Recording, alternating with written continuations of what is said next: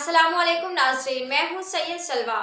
आइए नजर डालते हैं आज की अहम खबरों पर। शहर कायद कराची से गुलकारी में बड़े कम वक्त में शोहरत पाने वाले खूबसूरत चेहरे के मालिक सुरीली आवाज के जादू जगाते हुए रावलपिंडी पहुंचे गुलकार शेख अजहर की सिटी 84 न्यूज से खसूसी गुफ्तगू। मजीद तफसीलात जानते हैं नुमाइंदा निगत सरफराज की इस रिपोर्ट में।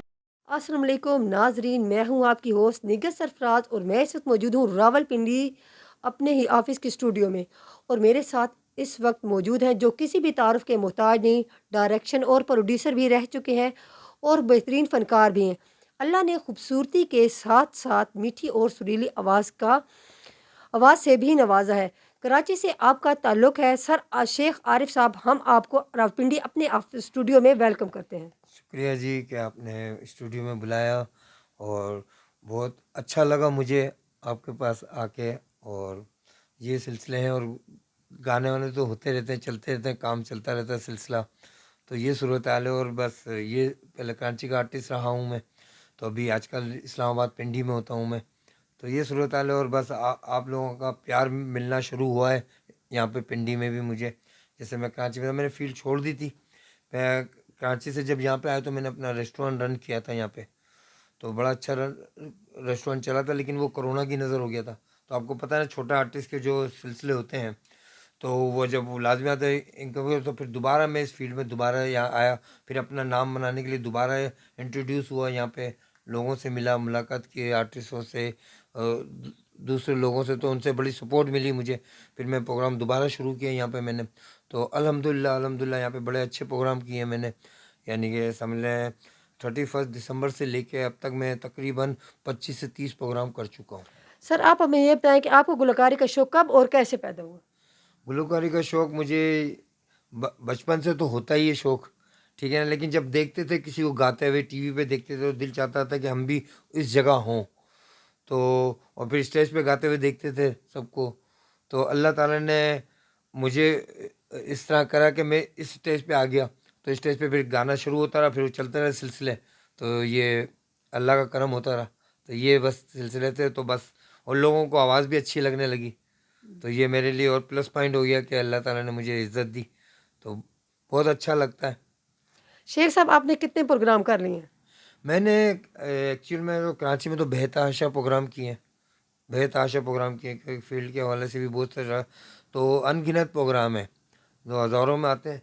और बाकी ये सिलसिले, और बाकी ये फील्ड मैंने जब यहाँ पे चलता रहा, फील्ड में चलते रहे। अब ये फील्ड शोबिज़ नाम है लक का। लक आपको हिट करती है और कुछ गाने होते हैं वो आपको हिट कर जाते हैं। तो ये सिलसिले थे। तो अल्लाह का बड़ा शुक्र रहा। फिर मैंने फील्ड बीच में ब्रेक डाल लिया था, क्योंकि फिर मैंने रेस्टोरेंट शुरू किया था, जैसे कि मैंने आपको बताया अभी। जी। तो वो था फिर कि भाई इससे कोई कमाई करेंगे तो सिलसिला बनेगा। तो बस उसके बाद फिर यहाँ पे जब ब्रेक आ गया रेस्टोरेंट का, वो कोरोना की नज़र हो गया, तो फिर मैंने दोबारा यहाँ पे अपना पैर जमाने की कोशिश की। तो अल्हम्दुलिल्लाह यहाँ पे भी लोग पहचानने लगे हैं थोड़ा बहुत। शेख साहब आज अवाम को अपने उस्ताद मोहतरम के बारे में बताएं। उस्ताद मोहतरम का ये हिसाब किताब के, जैसे खां साहब किस्म के लोग जो होते हैं, मैं यानी कि मैं अपने आप को गुलकार कहता नहीं, मैं कहता हूँ मैं गुनगुनाने की कोशिश करता हूँ। जी। मेरे उस्ताद जो मुझे फील्ड में ला लेकर आए, जी। मुझे जिन्होंने स्टेज पे खड़ा किया, वो शमान नौशाद साहब हैं। नाइट पीपल बैंड एक कराची का रहा है, बहुत अच्छा बैंड। उनके उनके वो, तो उन्होंने थोड़ा बहुत मेरा हाथ पकड़ सिखाया। तो वो स्टेज पे लाए, वो चलता रहा सिलसिला, बहुत अरसे तक चला। फिर मेरा गैप आ गया 10 साल का। फिर उसके बाद मेरे दूसरे उस्ताद थे ज़फ़र रामे साहब, प्लेबैक सिंगर, बहुत अच्छे सिंगर थे कराची के। अल्लाह उनको जन्नत नसीब करे। 2 साल हुआ उनका इंतकाल हो गया। तो मेरे बड़े भाइयों की जगह थे। उनके आने उन्होंने हिम्मत दी मुझे, क्योंकि जब फील्ड में जब गैप के बाद वापस आते हैं ना, तो लोग आपको मौका नहीं देते उस जगह पहुंचने के लिए। तो मैं उनका बड़ा एहसान मानूंगा ज़फ़र अहमद भाई का सॉरी, ज़फ़र अहमद भाई का मैं एहसान मानूंगा कि उन्होंने मुझे फील्ड पे खड़ा किया, अपने साथ ले जाते थे प्रोग्राम में एंट्री कर। तो अब उसकी वजह से मैं बहुत और उम्मीद हुआ और बहुत अच्छा गाने लगा। तो ये अल्लाह का करम हुआ मेरे पे। कराची से रावलपिंडी के बारे में आपका अवाम को बताएं और रावलपिंडी में आपके कितने प्रोग्राम हो चुके हैं? पिंडी में मैं तकरीबन अभी तक, जैसे कि मैंने बताया ना कि मैं 31 से लेके अब तक रहने के तकरीबन 20-25 प्रोग्राम कर चुका हूँ। और समय पहले स्टार्ट लिया था जो आर्ट काउंसिल में भी मैंने प्रोग्राम किया था पिछले साल का, तो एक गाना वहाँ पे भी किया था। तो अल्हम्दुलिल्लाह यहाँ के एक्टर्स भी बहुत, जैसे आर्ट काउंसिल में एक्टर हैं, बहुत अच्छी तरह मुझे जानते हैं, बहुत अच्छी तरह। तो ये सिलसिले हैं सारे। तो रावलपिंडी के फनकारों और गुलकारों के साथ काम करते हुए किसी दुश्वारी का सामना तो नहीं करना पड़ा आपको? नहीं, दुश्वारी का सामना करना नहीं पड़ा, लेकिन ये कि सपोर्ट उन्होंने दी, यानी कि ये कि चलो ठीक है, आप कराची के तो आर्टिस्ट को यानी प्रमोट समझ ले, प्रमोट ही हो रहा है। जब बंदा ब्रेक के बाद आता है तो बहुत सी चीज़ें हो जाती हैं, तो उन्होंने मुझे हौसला दिया। और फिर नो डाउट कि मैं जो अब गाने में वो गा रहा हूँ, जैसे मेरे दोस्त हैं हसन जहांगीर हो गए, सलीम जावेद हो गए, सब दोस्त हैं, उनके गाने में गाना शुरू किए यहाँ पे।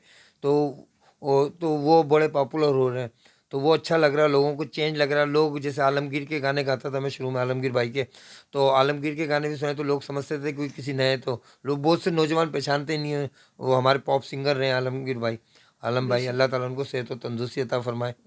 तो बस ये सिलसिले हैं अभी। आमीन। रावलपिंडी में आपने कितने प्रोग्राम किए हैं?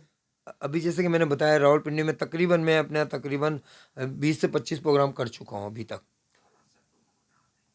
तो आप थोड़ा सा गाना वगैरह कुछ हमें सुना दें ताकि हमें भी पता चले। चले, मैं कुछ गुनगुनाने की कोशिश करता हूँ, गुनगुनाता हूँ, क्योंकि गुलकारी बहुत बड़ी चीज़ है। जैसे लोग कहते हैं ना मैं गुलकार हो गया, गायकी बहुत बड़ी चीज़ है। मैं सिर्फ गुनगुनाता हूँ, तो कोशिश करता हूँ कि आपको कोई चीज़ अच्छी लगे।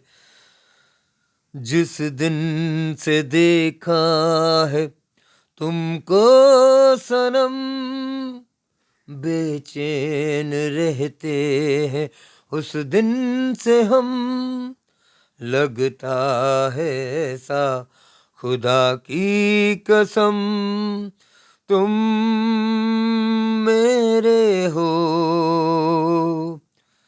सावन में बरसात होती नहीं, खुल के कोई बात होती नहीं, कैसे बताएं ये तुमको सनम, तुम मेरे हो, तुम मेरे हो। जी नाज़रीन, एक खूबसूरत शख्सियत के मालिक शेख आरिफ साहब की बातें आपने इनकी ज़ुबानी सुनी।